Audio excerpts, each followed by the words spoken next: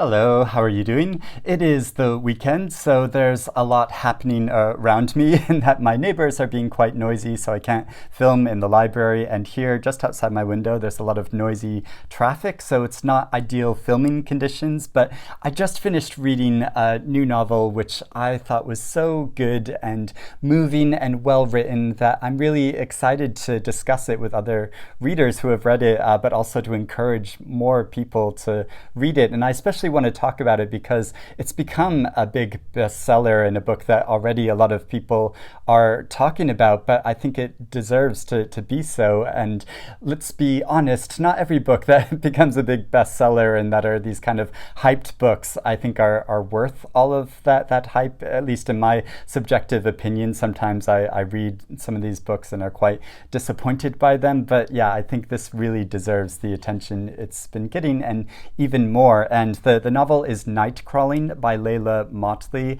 and this is particularly notable because the author is so young. She only just turned 20 years old last month, and there are a number of reasons I think that the book is so good, despite her young age, because a lot of young debut novelists, you can read their books and you can see they're quite talented and there's a lot of promise there, but sometimes they can come across as quite clunky. But I think this novel is so well done and impressive for a first book. And I've heard her discuss in interviews how this even though this is her first published novel, it is not her first book. It's actually the third novel she's written, yes, at this young age. And so you can really tell that this is someone who has worked on her craftsmanship and that this is a book she's written about.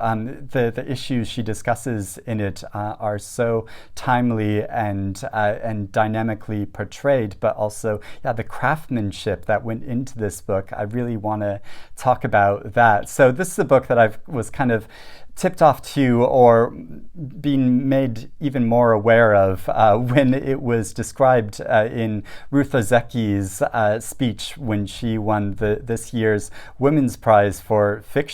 And she talked about in that speech how Leila Mottley was a former student of hers. And I'll put in that little clip now because I was there at the ceremony while she was making this speech.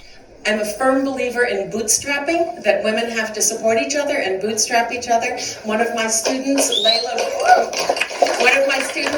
Mottley, just turned 20 today, and her book, Nightcrawling, she's in town right now promoting it, and it was just the Oprah pick. She is a new woman to watch. And so I just love when there are author connections like this. When an author has taught another author, or when authors are friends or have traded writing and read each other's work. I just think there's something special about that relationship, and it's just exciting for me as a reader to learn about those sort of hidden connections, but also that put extra pressure, I think, on my expectations for this book going into it, that it was going to be so good, and also that it was just an Oprah's Book Club choice, and not every Oprah's Book Club choice I've loved, but this is one that I did really love. And also it's very endearing seeing on Oprah's website when the moment Oprah just kind of dropped into this Zoom conversation that the author was having with her publishers to tell the author that this novel is her new Oprah's Book Club choice. And so just the expression and excitement of Leila Mottley when she discovers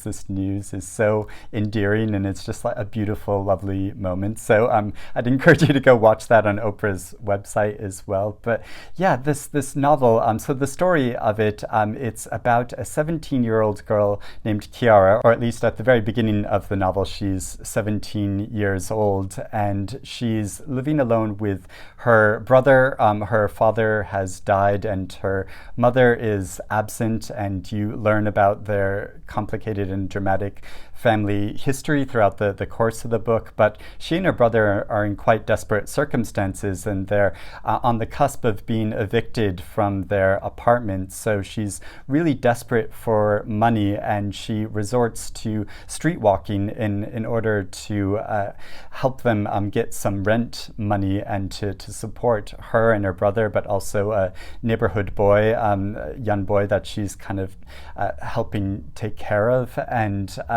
how she gets ensnared in circumstances in which she is being taken advantage of and abused by the very police force which is meant to be protecting her.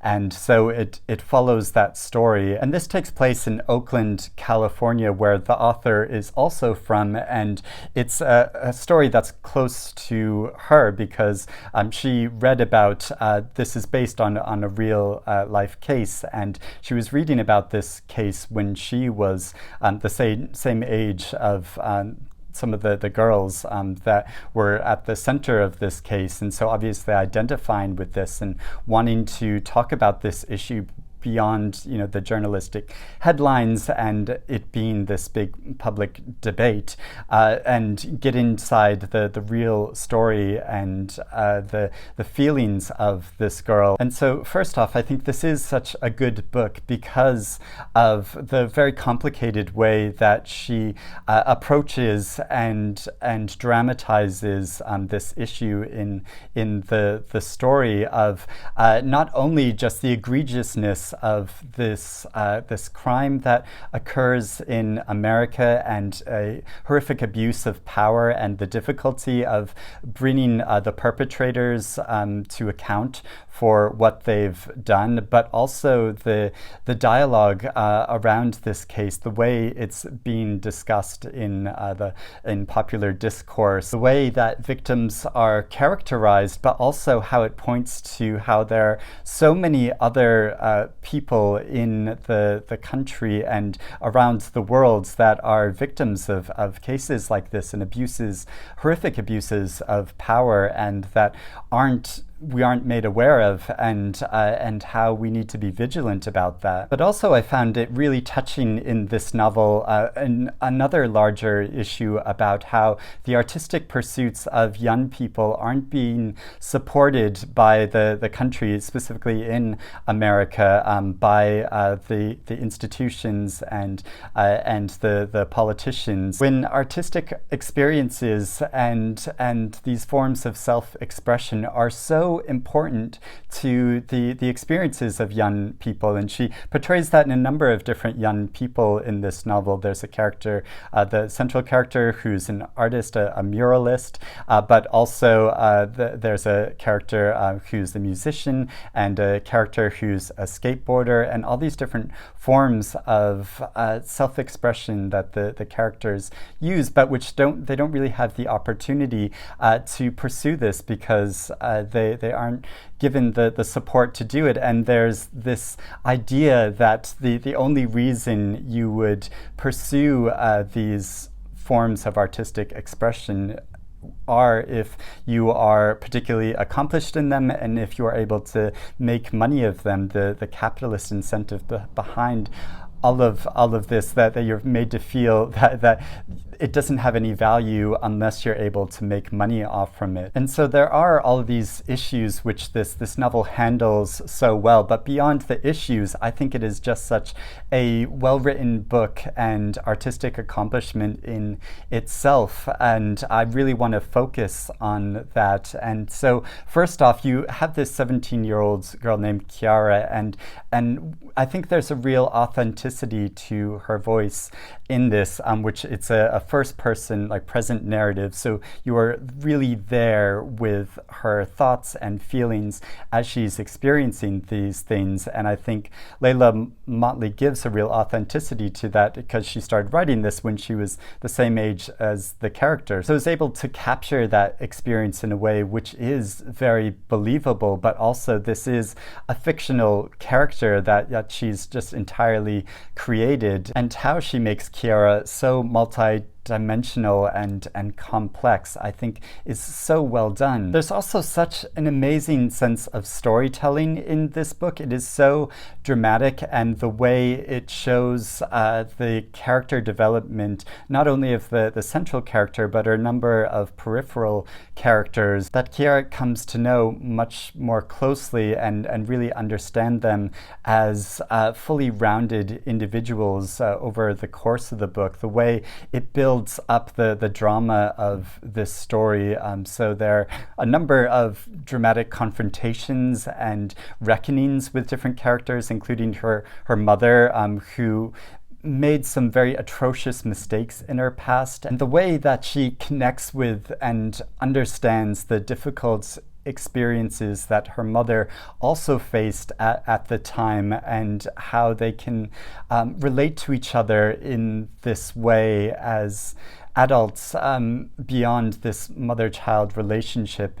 is so well done. But also the reckoning she has with her brother and her uncle, and with a character named Camilla, who's quite a complex and interesting character in this, that tries to convince this central character to get a pimp when she learns that she's streetwalking, that this would offer her some protection. And Camilla is a trans woman that works as a sex worker, and how you get a little glimpse into her life and in her situation is so well done. And I'll read a little snippet of her section to show that. And so in this, she told me about how she used to get beaten up a lot more, had men bring knives to their meetups and start trying to mutilate her.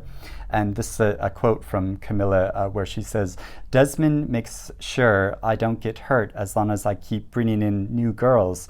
I only got Johns who won't fuck me up now, and Desmond makes sure most people don't even know about me." And so you get this understanding of the difficult position that she is in, but also how she's been pulled into this situation where she's also trying to convince other girls to have some sort of protection for them, because they are all in this very desperate circumstance where they need money, and the only way they can get it is resorting to sex work. And I just think that that's so well done, and highlighting the plight of trans women in America, and trans women of color as well. And there's another novel I read, which I think is equally as powerful in this way, and is also one of the best books I think I've read in the past decade, which I've talked about a number of times on my channel, which is the Parcel by Anosh Irani, which is set in India and follows a character who's a hijra, who's a trans woman, and who is trying to help a girl who has been trapped in the circumstances of being a sex worker. And these are very difficult issues, and the way that both this and Nightcrawling handles this issue, I think is just so well done, and really gives you an insight into the experiences of these individuals in these very extreme circumstances. But also the way that the drama in this novel is handled in the build-up to a trial, or actually not even a trial, to a grand jury hearing, where it's being decided whether there should be prosecution or investigation into this case. And the way that is handled, the build-up of the tension, I was just completely gripped by this story. And so I think that shows really accomplished storytelling, because there in a number of novels, I quite often have issues with the way that court cases are portrayed, and that I feel like it can feel almost like too gimmicky, or maybe because we've seen it so much on television, it can feel a bit cliched. But it's even referred to in that, how it feels like she's entering this television drama, but the way that case and these courtroom scenes are portrayed, I think is so vivid and real, and you are just completely inside her experience and feeling what it is like to be there in these circumstances. It's also so good how she portrays the psychology of her characters, and Kiara's journey in particular, as she's going through this abuse, the increasing dissociation she has from the world around her, and the poetic way that the author describes that, and how the author is a poet as well, and I think that really lends to this narrative, but also how there's a real specificity specificity to the action that she's describing. So you get this almost ethereal sense of her trying to leave the circumstances around her because it is so difficult to deal with what is happening to her. But also, I was never confused about what was actually occurring, and she gets the detail in there as well as portraying her real psychological experience going through this in such beautiful and heartbreaking passages. So I do want to read a passage from this in that I think she captures this so well. And this is a section where she's just been used and abused by a number of officers again, and at a big house, and she writes, "He leaves me on my own, and it's such a relief to be alone. The way my arms feel free in the patio doesn't feel so alien because the sky's been my friend for as long as I can remember, spread out big. I think whatever is upward is only comforting when it is dark enough to imagine that there is a beyond. Most days I say I don't believe in nothing except something about the way the night colors everything makes me want to. Not in an afterlife, heaven, or any of that shit. That just makes us feel better about dying, and I don't really got nothing to fear about dying in the first place. I just think that the stars might line up and trail into an other world. Doesn't have to be a better world because that probably doesn't exist, but I think it is something else, somewhere where the people walk a little different. Maybe they speak in hums, maybe they all got the same face, or maybe they don't have faces at all. When I have enough time to stare at the sky, I imagine I might be lucky enough to catch glimpses of the something.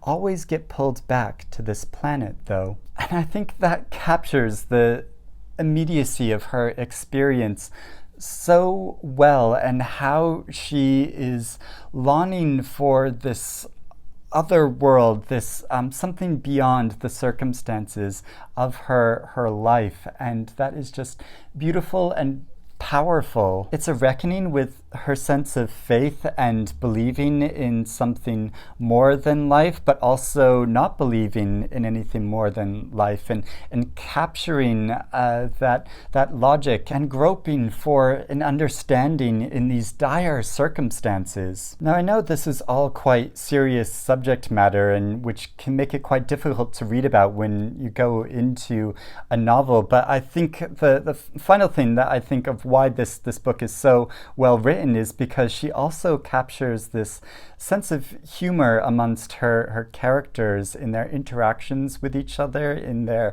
camaraderie or a rivalry they might feel with one another, but also this sense of love that the characters emit for each other, for the worlds around them. The way in the dialogue she gets the banter between the characters, I think is so humorous, but also makes them feel multi-dimensional and like very well-rounded individuals and characters that I could really believe in. So yes, I think this novel is so well done and really worthy of all the attention it's been getting, and I hope it gets even more attention. And so, just want to clap for this author, and so incredible that Leila Mottley is only at the very beginning of her career, and it'll be really interesting to see if she goes back and revises some of the first two books that she wrote before, or maybe she'll write an entirely new novel now.